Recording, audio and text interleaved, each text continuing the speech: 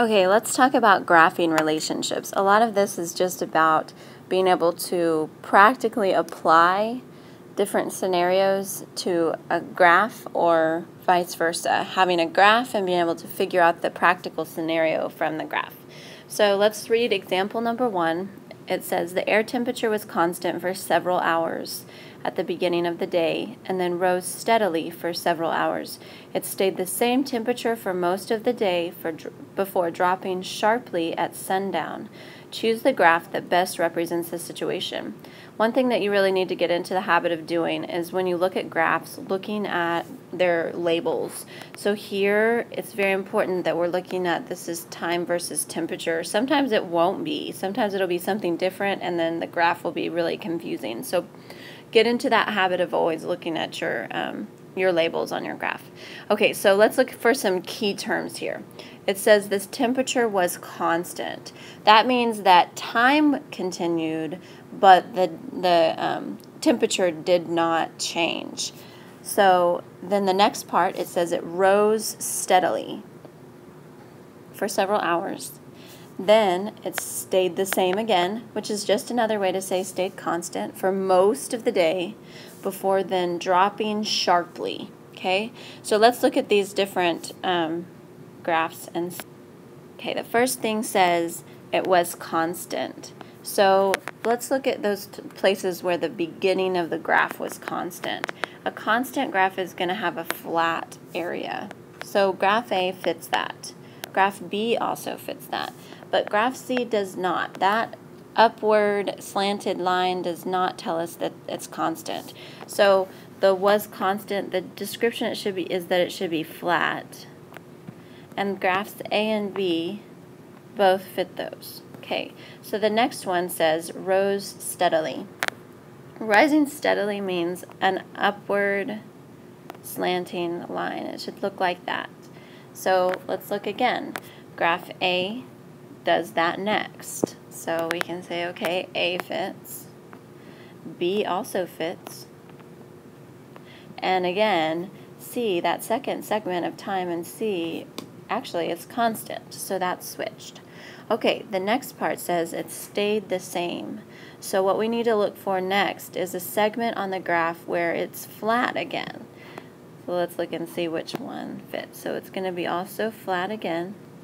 And let's look. Graph A doesn't stay flat. It actually curves downward. Graph B does stay flat. And graph C doesn't stay flat, so it doesn't fit. The only one that fits for that one is B. And then it looks like we know our answer. Let's just make sure that graph B does drop sharply. A sharp drop is going to look like a pretty steep downward line. And if we look here, we see that exact thing. So we would know that the only graph that fits this verbal description is graph B. Okay, now here's a really, really important concept that you guys are going to be using all through the year. Sometimes whenever you graph lines, you're going to connect your dots, and other times you will leave them as separate dots. So that very first blank says some graphs are connected lines. Highlight that, connected lines or curve, and maybe you put a big circle and star around the connected. If the lines are connected or the dots are connected, this is called a continuous graph.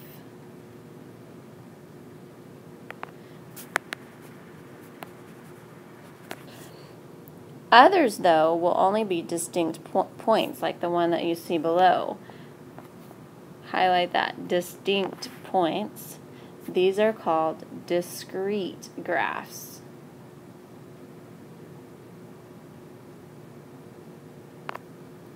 Okay, so here's how you remember. Continuous is connected.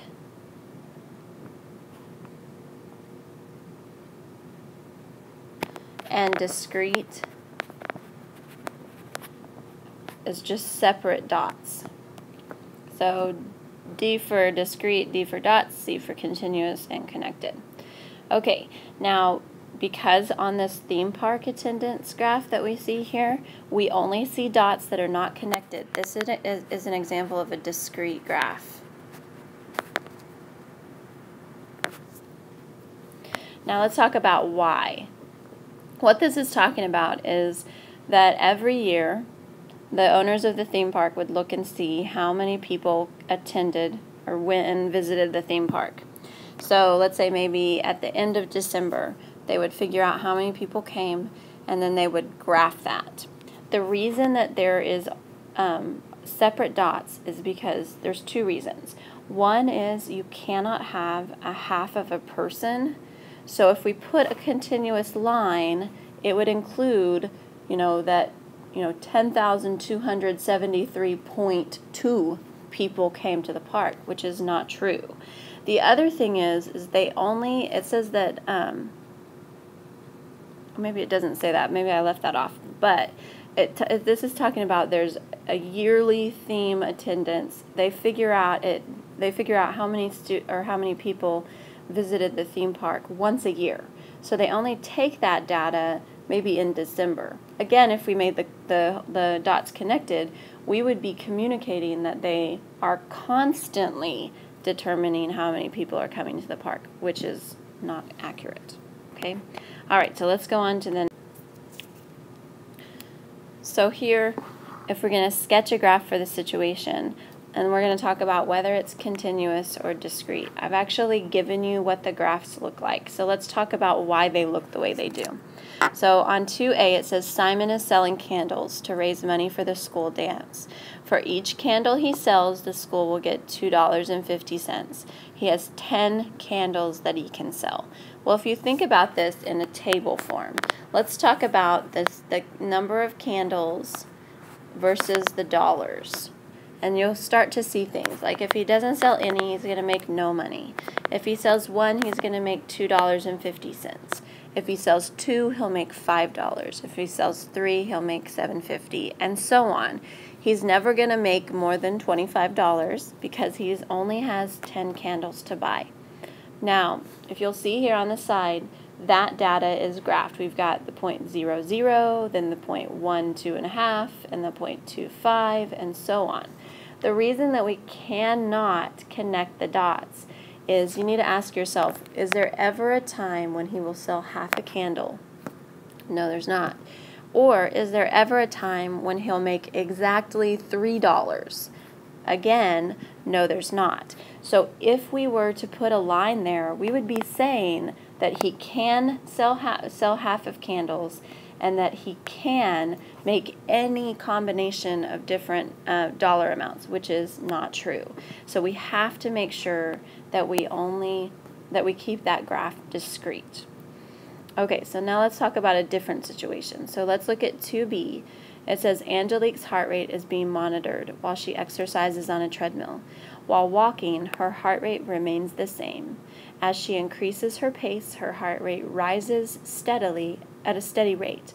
When she begins to run, her heart rate increases more rapidly and then remains high while she runs. As she decreases her pace, her heart rate slows down and returns to her normal rate. Okay, so look at the graph on the side. We're talking about time versus her heart rate. It is continuous because time is continuous.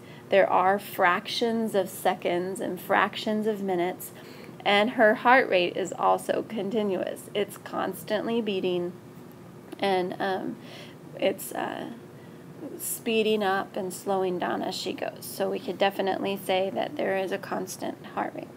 Okay, so let's look at the different portions of her exercise.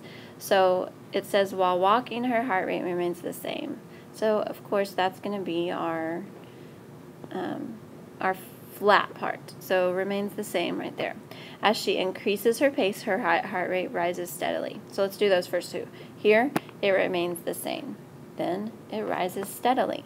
When she begins to run, think about what your heart rate would do. It's going to speed up even more. So it's a steeper line. And then remains high. That's another way to say that it stays constant. That's why we have a flat part. As she decreases her pace, her heart slows and then returns to her normal rate, and it stays at that normal rate. So there you've got that situation. Okay. This next graph, I just want, again, to highlight the importance of looking at the way your graphs are labeled. Both of these graphs represent a child going down a slide. However, graph A is talking about time versus how high the student is, and graph B is talking about time versus how fast the student is going. Notice they look completely different. From graph A, if you notice, the child starts at a high like a high distance from the ground and goes down, and then it looks like a slide basically. However, on the second one, think about the child's movement. Whenever the child is at the top, he or she is not moving. As the child keeps going, he's going to go faster and faster and faster and faster until he gets to that flat part at the bottom of the slide, and he's going to start slowing down until he eventually stops. So very, very, very important to think about how your graphs are labeled.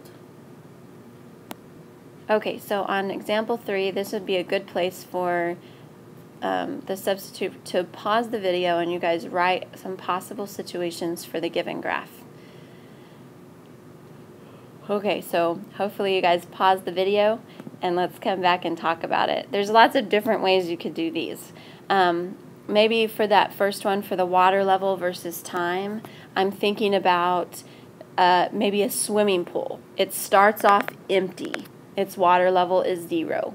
I put a hose in and I fill it up, and then after it's full, it stays full for a while, and then I drain it. Maybe it's that.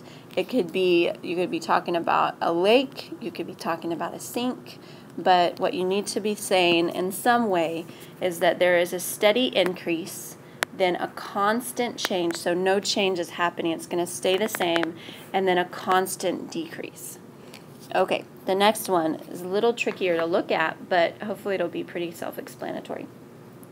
We've got a discrete graph, and let's look at our labels. It's students versus pizzas bought. So what if this is like 10 students? And maybe for every 10, if there are 10 students that came to an event, they would buy 8 pizzas. And then this is maybe 12 students. Well, 12 students, they're still going to buy 8 pizzas. 14, still going to buy 8 pizzas. 16, still going to buy 8 pizzas. But as soon as they hit maybe 17 or 18, they're going to buy more than before.